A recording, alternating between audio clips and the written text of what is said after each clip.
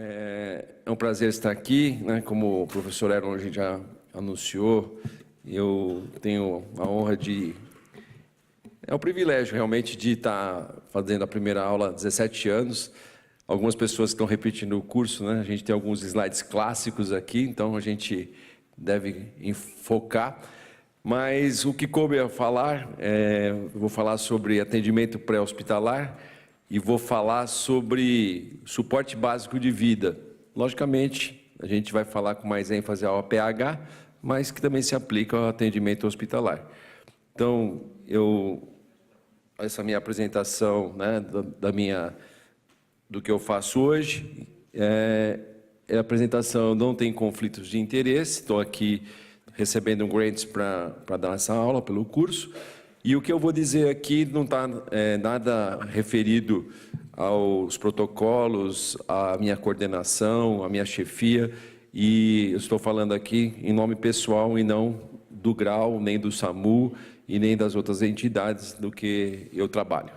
Vai ser uma revisão de literatura e experiência pessoal, né, desses anos que nós trabalhamos. Quando a gente fala dos objetivos do atendimento fora do hospital, eu trouxe aqui algumas coisas para que o médico, de uma forma geral, tem que saber. Identificar uma situação de emergência fora do hospital é obrigação de um cidadão, não só de um médico. Então, muitas vezes, nós temos aí, e aí vem algumas coisas interessantes, né? Se você tiver uma pessoa tiver uma perda de consciência na Avenida Paulista, provavelmente vai encostar uns 5, 6 médicos lá e perguntar o que está acontecendo. Tá? E hoje nós temos 300 mil médicos, né, no Brasil. Daqui 10 anos nós vamos ter 1.300.000 médicos. Né? Então nós vamos dizer assim, com certeza pode chegar alguém lá se identificando como médico. E aí, será que esse médico, aquele profissional que está ali, ele sabe o que fazer? Né? Será que ele vai ajudar ou vai atrapalhar a ocorrência? Então, já digo para vocês, no dia a dia, muitas vezes o médico atrapalha quando ele não é treinado e até inibindo a equipe de emergência. E o pior, que nós vamos mostrar aqui, colocando a própria vida em risco e podendo morrer e às vezes morrendo. Como já tivemos várias ocorrências, inclusive aqui em São Paulo, de profissional que foi atender um atropelado, por exemplo, recente, 1 ano e meio atrás, que foi atender na Marginal, e um cirurgião, e ninguém entendeu muito bem o que ele foi fazer, e ele foi atropelado, foi socorrido e morreu. Então, ficar muito atento à segurança.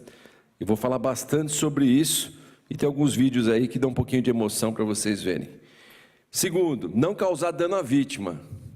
Então, o colega lá faz uma especialidade que faz, mesmo que fez uma residência médica, mas ele não intuba um paciente há 3 anos.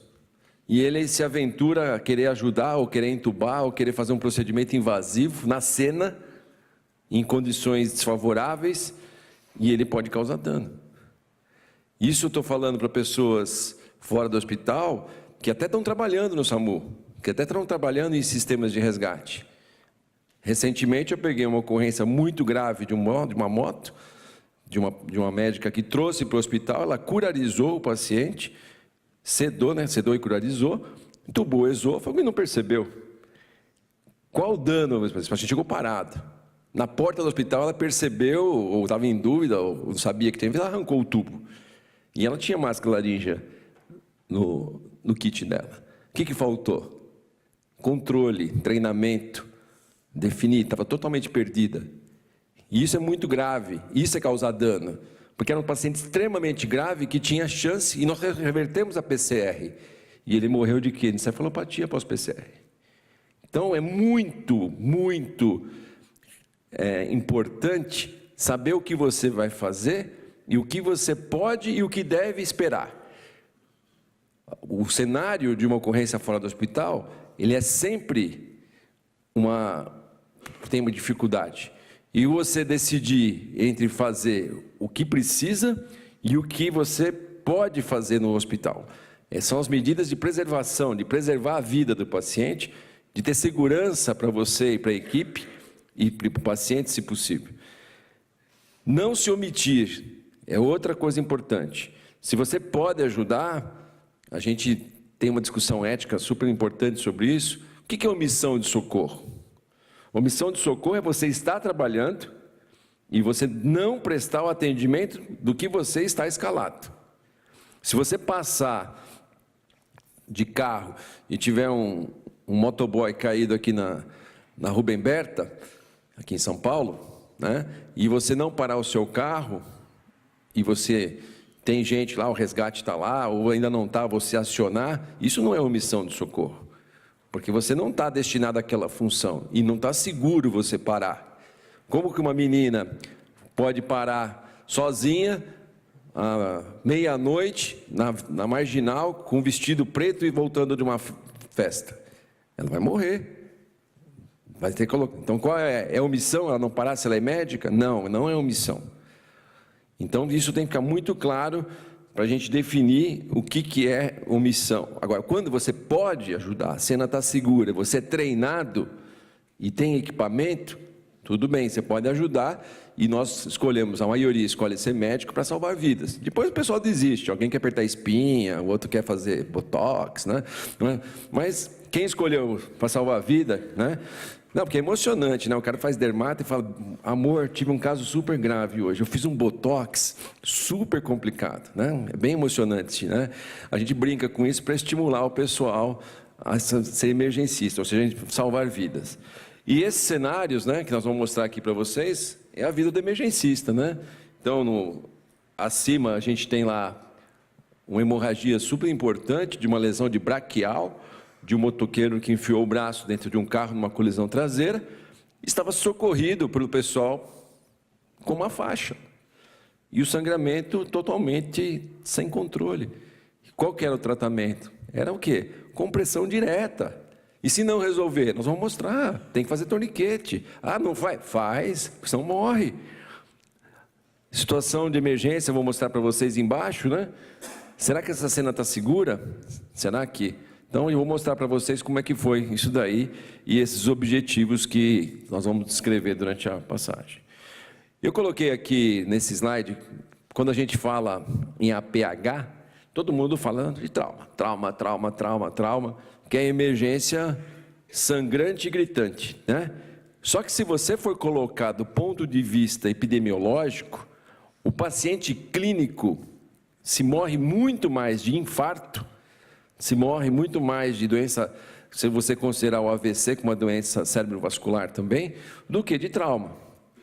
Mas o que chama atenção, né, principalmente do médico, da situação, é o trauma. Eu nunca vi o Datena transmitir ao vivo assim, olha, tem um infarto aqui na marginal.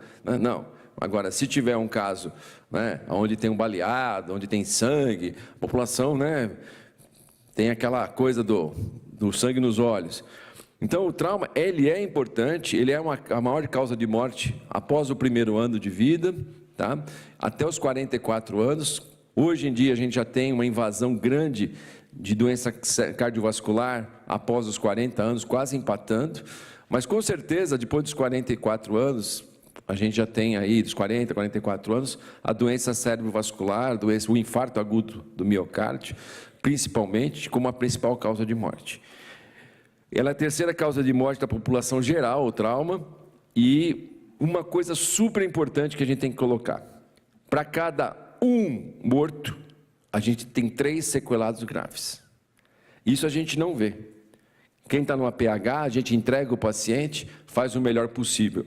E quando eu falei de a gente fazer o melhor, de combater a hipoxemia, de melhorar a perfusão cerebral daquele paciente, combater o choque, não é entregar vivo só, é entregar com qualidade. Se você faz atendimento pré-hospitalar, se você faz atendimento hospitalar, e acha que fazer, por exemplo, 15 miligramas de midazolam para um paciente, sedar novamente, não perfundir o paciente adequado, deixar ele ter hipoxemia, talvez ele não morra na sua frente, mas você vai contribuir para um sequelado grave.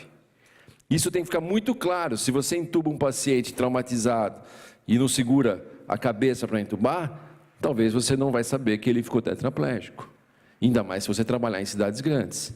Será que você contribuiu da forma boa ou da forma ruim? Você está treinado para isso? Dar plantão em APH, dar plantão em sala de emergência, não é TCRM. Porque assim, hoje em dia, passou, né, entrou, ganhou o CRM, tem SAMUs no Brasil que contratam imediatamente. Ah, tudo bem, o cara foi o maior frequentador da liga, fez estágio, fez APH, TLS, fez... Beleza, está treinado, tá? Vai fazer espelho, vai ver se pode e depois vai sair.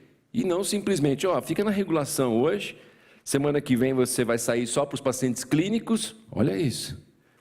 E depois, semana que vem, 3 semanas o cara está na rua. Será que isso está certo? Será que as pessoas vão receber um bom atendimento nessa situação?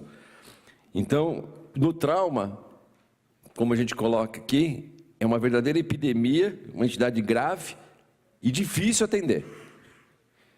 Quem é experiente sabe do que eu estou falando. Quem está em casa, quem atende SAMU, quem atende grau, quem atende...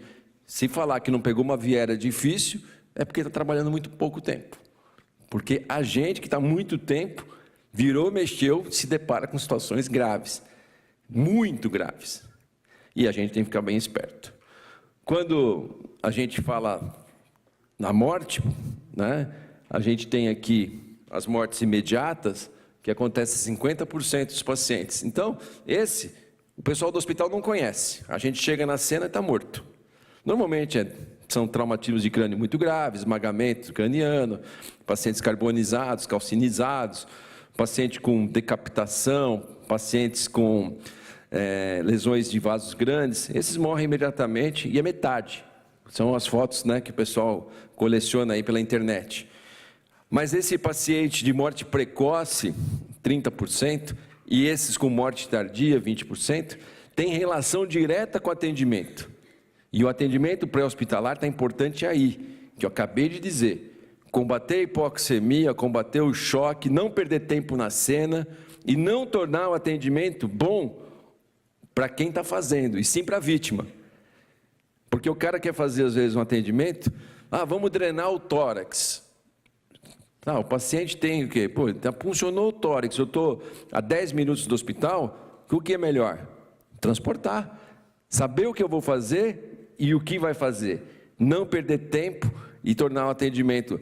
Chegar com um paciente sem acesso venoso no hospital, é ruim ou às vezes é necessário? Às vezes é necessário. Se eu tenho um paciente e eu estou tentando pegar acesso, ele está consciente, está com sinais de hipotensão, tem um sangramento não controlável, por exemplo, em abdômen fechado, tem pulso radial presente, é importante eu dar volume para ele agora? Ou é mais fácil, é mais rápido e mais importante levar ele para o hospital? É mais importante levar para o hospital que tenha cirurgião e a redução. Eu vou ficar lá pegando veia, vou dissecar a veia, não, nós vamos transportar. Então, essa prioridade tem que ficar importante. E o médico, ele pode decidir de uma forma errada e piorar muito a vida do paciente. O bombeiro está, vamos levar, chefe, vamos levar. Não, vamos pegar o acesso. Vamos passar um acesso venoso profundo aqui. Eu tenho aqui meu kit e eu vou tentar pegar aqui uma subclave desse paciente. Será que isso é ideal? É fácil? Ou pode causar iatrogenia? Com certeza a iatrogenia pode ser muito maior do que o benefício. Quando a gente fala em atendimento pré-hospitalar, a gente tem alguns privilégios. O médico, a gente consegue enxergar o que aconteceu. Nós vamos dividir aqui em 3 fases, que é o atendimento da cena, do acidente, o transporte para o hospital, que tem que ser seguro, pode ser terrestre, pode ser aéreo, e a chegada no hospital, que aí é a passagem para a equipe médica, que nem sempre é tão tranquila assim. Infelizmente, quando a gente passa o caso, muitas vezes está passando para alguém com menos experiência, e eu tenho algumas regras, para a gente sofrer menos. A gente passa e não olha para trás, porque senão você quer ficar com o doente. A gente ajuda, se deixarem, mas passou o caso é do hospital. A gente pode comentar algumas coisas aí no futuro.